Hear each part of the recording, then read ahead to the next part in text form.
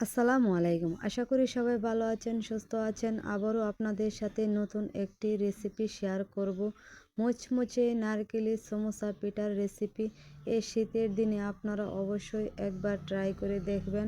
এই পিঠা দেখতে যেমন সুন্দর, খেতেও অসম্ভব মজার, ভিতরে অনেক ভরপুর। আপনারা দেখতেই পাচ্ছেন অনেক রসালো, ভেঙে কোনো রকম ভিতরে শিরা যায় না এরকম কোনো নয়। আপনারা দেখতেই পাচ্ছেন ভিতর পর্যন্ত শিরাটা পৌঁছেছে। আপনারা যদি আমার টিপস ফলো করেন অবশ্যই আপনাদের পিঠাটা অসম্ভব মজার হবে।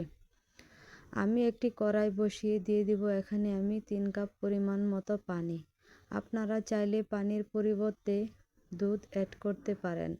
দিয়ে দিব 1 চামচের মতো লবণ আর 3 কাপ পরিমাণ নারকেল কোড়া। আমি আগে থেকে নারকেলগুলা কুড়িয়ে ফ্রিজে রেখেছি, এখন অ্যাড করব।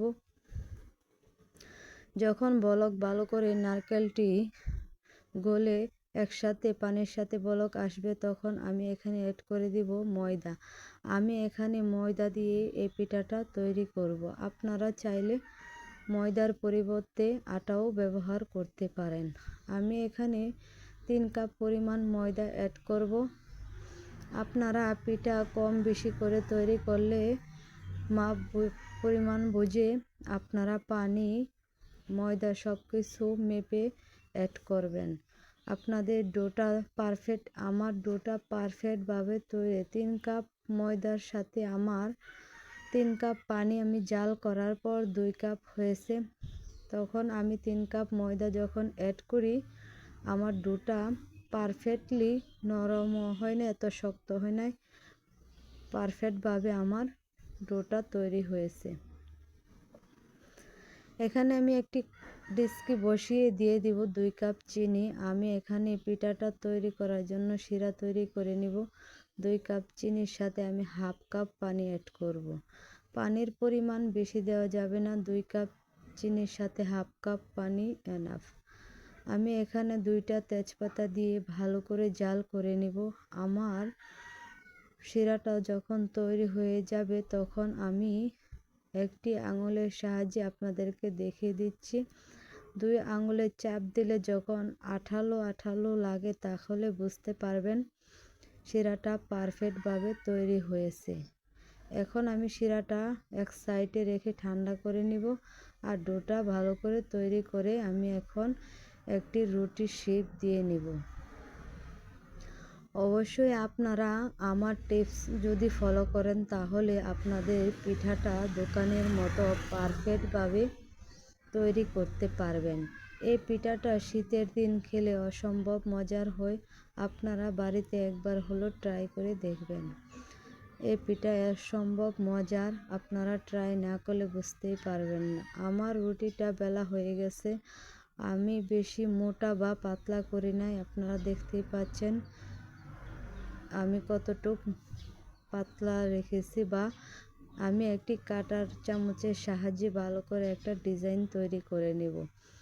আপনারা চাইলে রুটি কেটেও পিঠাটা তৈরি করতে পারেন, কিন্তু যদি আপনারা ডিজাইনটা করেন দেখতে অনেক সুন্দর হবে, খেতেও অসম্ভব মজার হবে। ডিজাইন করলে আপনাদের পিঠাটা তখন শিরা যখন দিবেন ভেজে শিরাটা পৌঁছে যাবে ভিতর পর্যন্ত, কোনো রকম ভিতরে কাঁচা বা কোনো অবশিষ্ট থাকবে না। আমি একটি চাকু দিয়ে ভালো করে সমোসা কেটে নিব। আপনারা দেখুন আমি কিভাবে পিঠাগুলো কেটে ডিজাইন করে নিচ্ছি, কোন শেপ দিয়ে নিচ্ছি। আপনারা যে কোনো শেপ দিয়ে কেটে নিতে পারেন।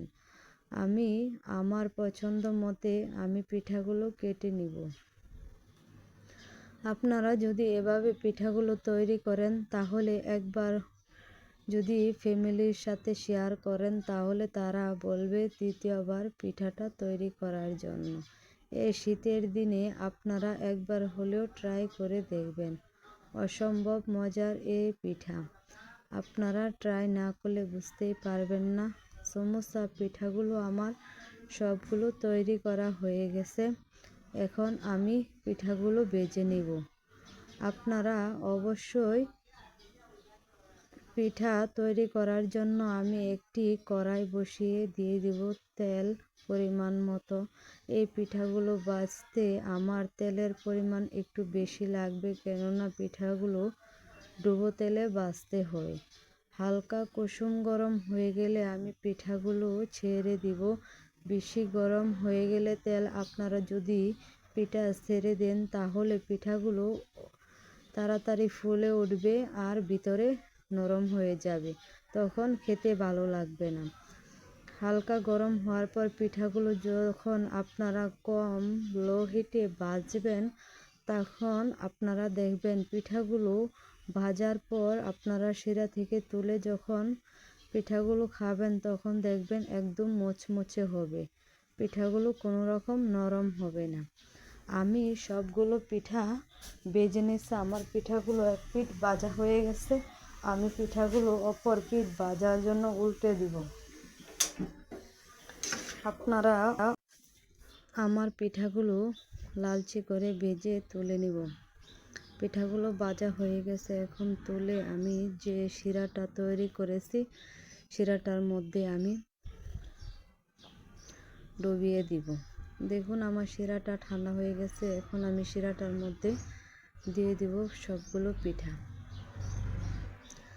আপনারা অবশ্যই যদি আমার রেসিপিটা ফলো করেন তাহলে আপনাদের পিঠা পারফেক্টভাবে মুচমুচে হবে, খেতেও অসম্ভব মজার হবে। ট্রাই করে একবার দেখতে পারেন। আমি ডুবিয়ে দিলাম সবগুলো শিরার মধ্যে পিঠাগুলো।